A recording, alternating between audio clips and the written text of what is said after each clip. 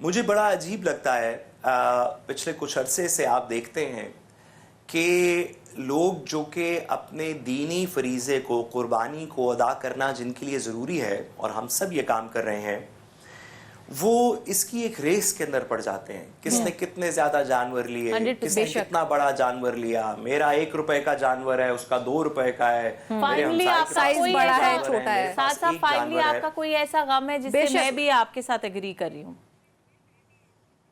میم بہت شکریہ. میں اس میں بات پوری کر سکوں کہ ہم اس ریس کے اندر ایک ریس کے اندر چل پڑے ہیں. چلے سب سے پہلے تو یہ ریس ہونی نہیں چاہیے. ہر بندہ اپنا حسب توفیق دین کے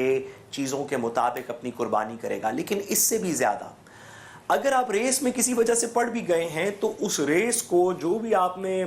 15 ٹن کا ایک بیل لے لیا ہے اور سارے شہر کے اندر آپ گھماتے رہے ہیں کہ دیکھیں ہم نے 30 لاکھ روپے کی قربانی کر رہے ہیں, جب وہ کر لیں گے نا تو اس کو مہربانی کر کے غریبوں میں دیجیے گا. یہ نہیں کہ صرف آپ اپنے چند لوگوں کے اندر اس کو پرائمریلی ڈسٹریبیوٹ کر دیں. قربانی کا اس عید کا مقصد یہ ہے, ایک تو آپ کی اپنی قربانی ہے وہ تو آپ نے کرنی ہے, لیکن تمام قربانی کا اس طرح کے تمام ادوار کا مقصد یہ ہے کہ پاکستان میں بہت سارے ایسے لوگ ہیں, آج بھی موجود ہیں, ماضی میں بھی موجود تھے, ہو سکتا ہے مستقبل میں بھی رہیں, جو کہ کوئی تہوار آتا ہے تو گوشت کھاتے ہیں, ورنہ ان کا دال سبزی کے اوپر گزارا ہوتا ہے اور اکثر دن اس پہ بھی نہیں ہوتا. گزارش یہ ہے کہ آپ اپنی ایگوز کے اندر, اپنی ریس کے اندر کہ میں اس سے بڑا اور وہ اس سے بڑا, وہ کسی زمانے میں سنتے تھے کہ گاؤں کے اندر جس کا کوٹھا سب سے بڑا ہوتا تھا نا, اونچا ہوتا تھا, وہ سب سے بڑا آدمی ہوتا تھا. تو جو بھی نئی بلڈنگ بناتا تھا وہ کہتا تھا کہ جس کا بھی پہلے سب سے اونچی بلڈنگ ہے میں اس سے 2 فٹ اوپر بناؤں. وہ جانور کی قربانی بھی اسی طرح چل پڑی ہے کہ جتنی بڑی میرے ہمسائے نے کی ہے میں کوشش کروں اس سے بڑی کروں, جتنی بڑی میرا رشتہ دار کر رہا ہے میں اس سے بڑا جانور لے کے آؤں. پہلی تو بات یہ کرنا نہیں چاہیے, لیکن اگر کر بھی رہے ہیں تو اس میں سے جو بھی نکلے مہربانی کر کے, پاکستان کے طول و عرض میں ایسے لوگ موجود ہیں جو سال کے سال شاید گوشت کھاتے ہوں, آپ کے ہاں سے جو بھی نکلے وہ اس قربانی کی عید پہ ان کو دے دیں. اگر قربانی کے علاوہ بھی آپ کے پاس کپڑے ہیں, جوتے ہیں, پرانے شادیوں کے کپڑے ہیں, لوگوں کی بچیوں کی شادیاں نہیں ہو رہی, وہ ان کے پاس اتنے وسائل نہیں ہیں. ہمارے گھروں کے اندر ہم جیسے کہ جانتے ہیں, میرے تو خود اس طرح کے فیملی ممبرز ہیں, اور میرا خیال ہے وہ غلط انٹینشن سے شاید نہیں کرتے, کہ مطلب پرانی چیزیں رکھی ہوئی ہیں, وہ سٹور میں پڑی ہے, ایک بندے کو جہیز میں ملی تھی اب سے 20 سال پہلے, وہ آج تک سٹور میں پڑا ہے ٹوسٹر, اور وہ بس سب اگلے جہاں بھی ساتھ ہی شاید جائے گا.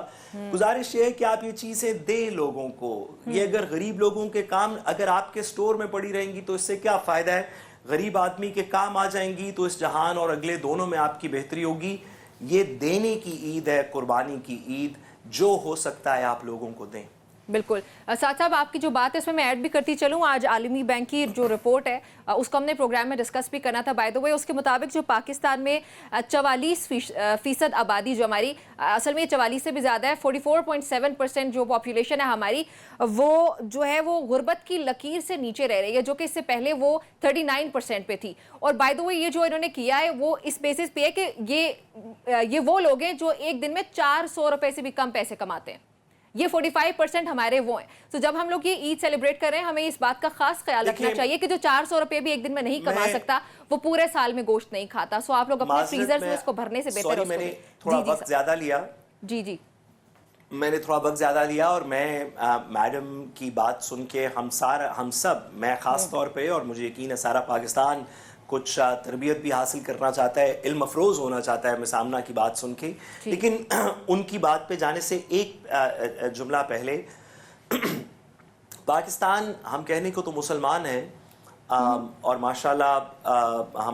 ہم اس دین پہ قائم ہیں, لیکن ہمارے دین کے اندر جس شخص کے پاس زیادہ ہو اس کی رسپانسبلٹی ہے کہ وہ دوسرے کو دے. اللہ تعالیٰ نے رزق کی تقسیم جو انسانوں میں کی اس میں تو تفریق کی, لیکن رزق کنزیوم کرنے کے لیے کہا کہ جس کے پاس زیادہ ہے وہ کم والے کو دے. ہم بڑے عجیب سے وقت میں رہتے ہیں جس میں, اور میں سیاسی بات نہیں کرنا چاہتا, لیکن ہم بڑے عجیب سے وقت میں رہتے ہیں جس میں واضح ہے کہ ہماری جو رولنگ کلاس ہے, جس میں صرف سیاستدان نہیں، میں بھی شامل ہوں، آپ بھی شامل ہیں، پولیس کا بڑا افسر بھی شامل ہے، فوج کا بڑا افسر بھی شامل ہے، بڑا جج بھی شامل ہے، بڑا بزنس مین بھی شامل ہے. ہماری جو رولنگ کلاس ہے وہ امیر سے امیر تر ہوتی چلی جا رہی ہے،